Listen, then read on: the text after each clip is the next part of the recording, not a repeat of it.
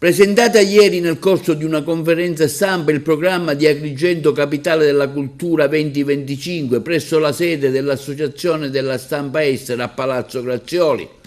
Presenti il sindaco di Agrigento Francesco Missichè, l'assessore regionale ai beni culturali Francesco Paolo Scarpinato, l'assessore alla cultura dei grandi eventi del comune di Agrigento Costantino Ciulla, il direttore della fondazione Roberto Albergoni, il direttore dell'ufficio beni culturali dell'arcidiocesi di Agrigento Don Giuseppe Pontillo, il presidente del polo universitario Giovanni Francesco Tuzzolino e il CEO del gruppo Cubit Luca Morvilli. Presente in videoconferenza anche il direttore del parco Roberto Sciarratta. Presentato nel corso della conferenza stampa anche il programma degli eventi che si svolgeranno durante l'anno, con oltre 44 progetti già inseriti nel dossier di candidatura, a cui si aggiungono altre straordinarie iniziative proposte dalle varie istituzioni culturali del territorio. Un programma culturale ricco e un messaggio: lasciati abbracciare dalla cultura. Il sindaco Missichè ha dichiarato come il nostro progetto ha vinto perché ha un'anima. La sua anima non è la sola città di Agrigento, ma il patrimonio materiale e immateriale della provincia, compresa Lampedusa, un patrimonio con molte sfumature. Per l'assessore regionale Francesco Paolo Scarpinato, Agrigento, capitale italiana della cultura, è un importante evento per tutta la regione, una leva strategica per il suo sviluppo. La regione ha appoggiato con cuore e anima il comune e la struttura di lavoro tutta. I frutti si stanno già vedendo perché i visitatori sono aumentati dal punto di farci entrare nella top dei luoghi più visitati d'Italia. Quindi Roberto Sciarratta, direttore del parco paesaggistico, ha annunciato che una prima mostra dei tesori d'Italia sarà inaugurata sabato prossimo a Villa Aurea. Sì, si è appena conclusa qua a Palazzo Grazioli la conferenza stampa per la presentazione del programma di Agrigento, Capitale Italiana della Cultura 2025, alla presenza proprio degli giornalisti della stampa estera, ma anche giornalisti della stampa italiana. Un ottimo risultato, l'intera Italia, anche la stampa estera, è al corrente già di quello che noi faremo nel 2025, del nostro progetto, della grande ambizione della nostra città agrigentina. Le polemiche noi le azzeriamo perché il Presidente non può essere in ogni dove.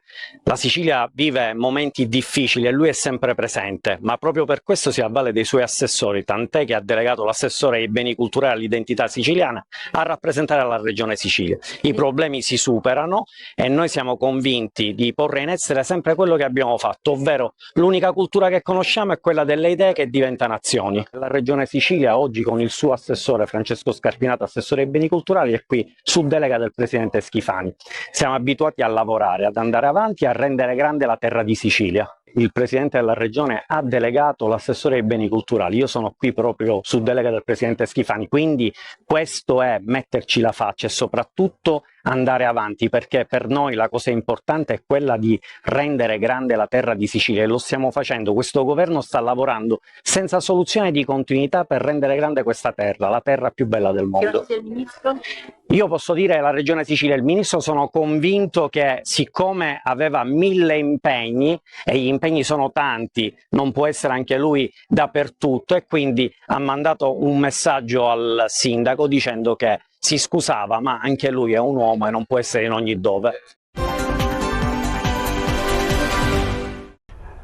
Oggi abbiamo presentato alla stampa estera le attività di Agrigento Capitale della Cultura 2025 e ritengo che si siano messi in evidenza tutti gli sforzi per costruire un programma che sia assolutamente importante per l'iniziativa. In particolare l'università e il polo territoriale universitario di Agrigento ha portato avanti una serie di linee di ricerca, di progetti che vedranno la luce durante tutto l'anno. E credo che questo sforzo sia tutto interno alle dinamiche dell'università, sia una risorsa che l'Università di Agrigento porterà avanti e il suo contributo sia assolutamente allineato alle prerogative della manifestazione.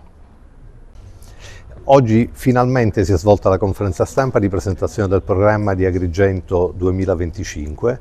È stata una giornata di grandissimo interesse e l'interlocuzione con la stampa nazionale e internazionale qui alla stampa estera è stata di grande soddisfazione. C'è un grande interesse rispetto ad Agrigento.